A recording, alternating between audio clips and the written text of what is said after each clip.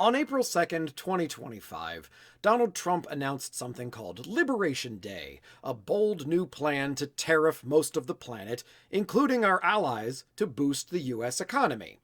Nearly every economist on Earth has said this is a bad idea and will crash the economy, even as the economy is already crashing by every method we use to measure our economic health. Trump has said that the reason the US is doing these tariffs at all is because of something called a trade deficit.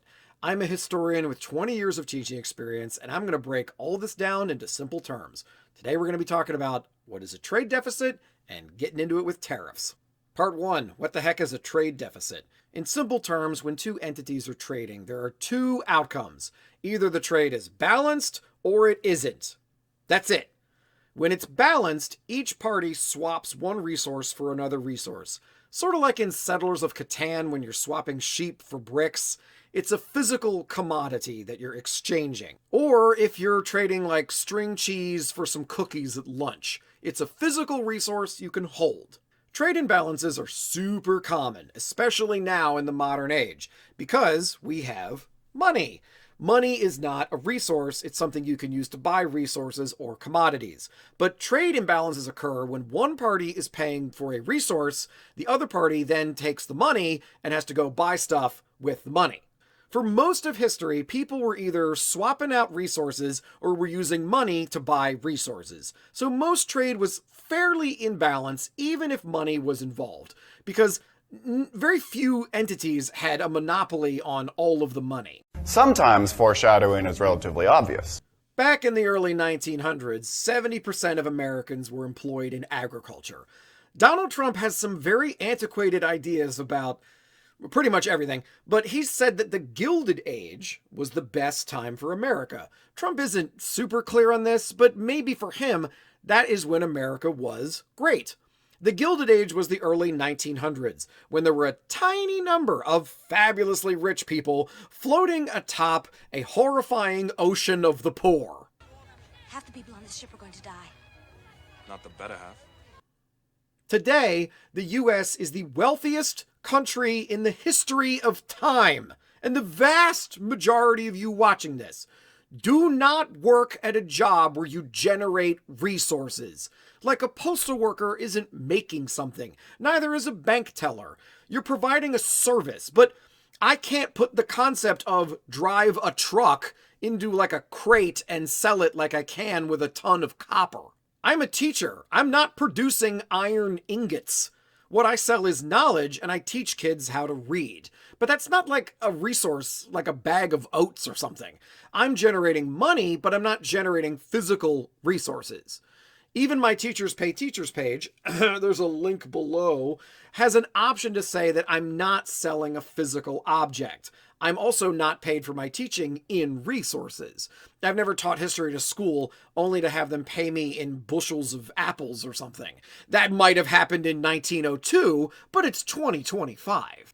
I use the money I get from working to buy resources that I need. Explain how. Money can be exchanged for goods and services. Now, let's apply that concept of buy things with money to the US. The US is the richest country in the history of time. Since we have money, we do not need to make a lot of resources. We can just buy resources with the money that we have. I do this. I don't make Gorgonzola gnocchi. I buy it from Trader Joe's with money. I'm not sponsored by Trader Joe's or anything, but this Gorgonzola gnocchi is awesome. It goes with a lot of different kinds of sauces. I really like this pumpkin butter, also from Trader Joe's. If you mix them together, is pretty dope. According to the Gilded Age thinking of the early 1900s, I'm in a trade deficit with Trader Joe's. Oh, they're not buying resources from me. Well, yeah, that'd be difficult for them to do that, seeing as how I don't make any resources. But me paying them with money is how modern economics works. Here is money. Give me the thing.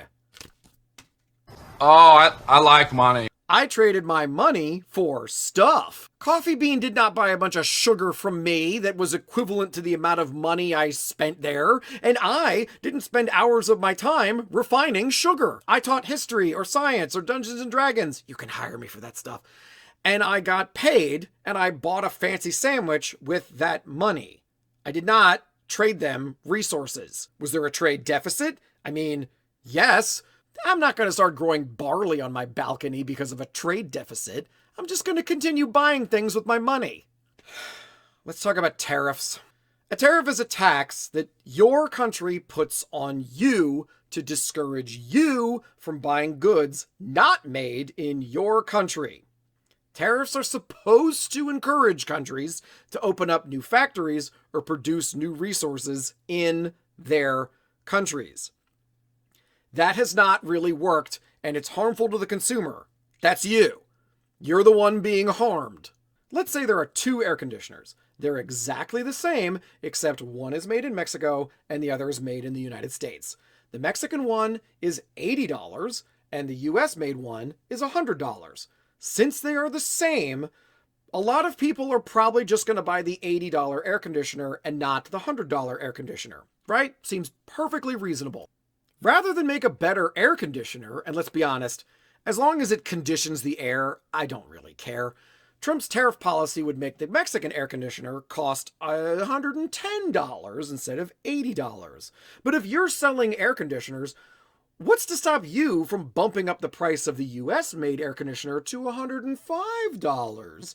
I mean, it's still the cheaper option, right?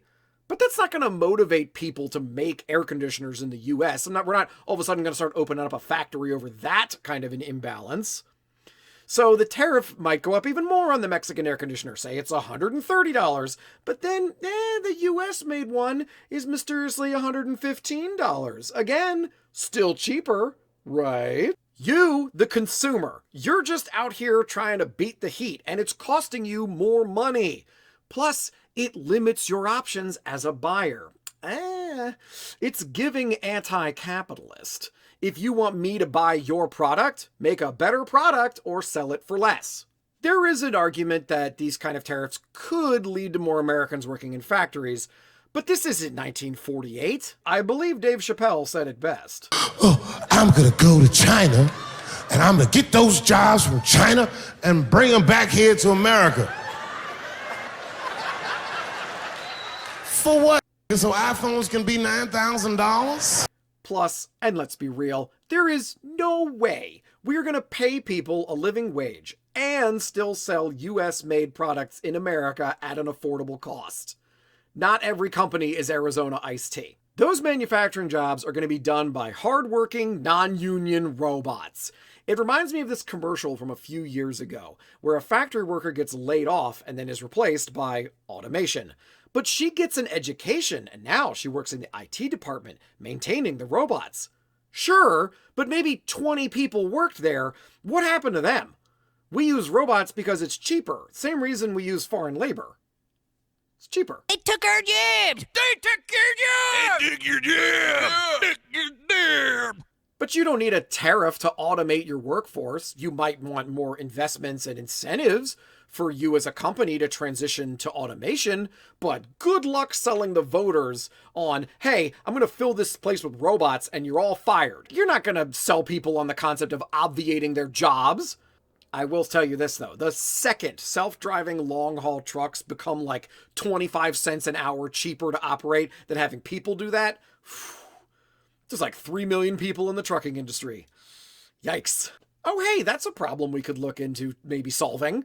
Or we could look back into the 1800s and try to do this tariff nonsense. Which do you think? Now, some of these tariffs are hitting commodities, things like lumber or coffee. Canada has a lot of hard wood that we use for construction. Wood. The US wood is softer and there's less of it.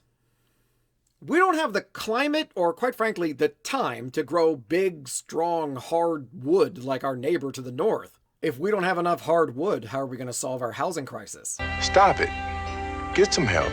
Coffee! We import most of it from other countries simply because it's physically impossible to grow it here.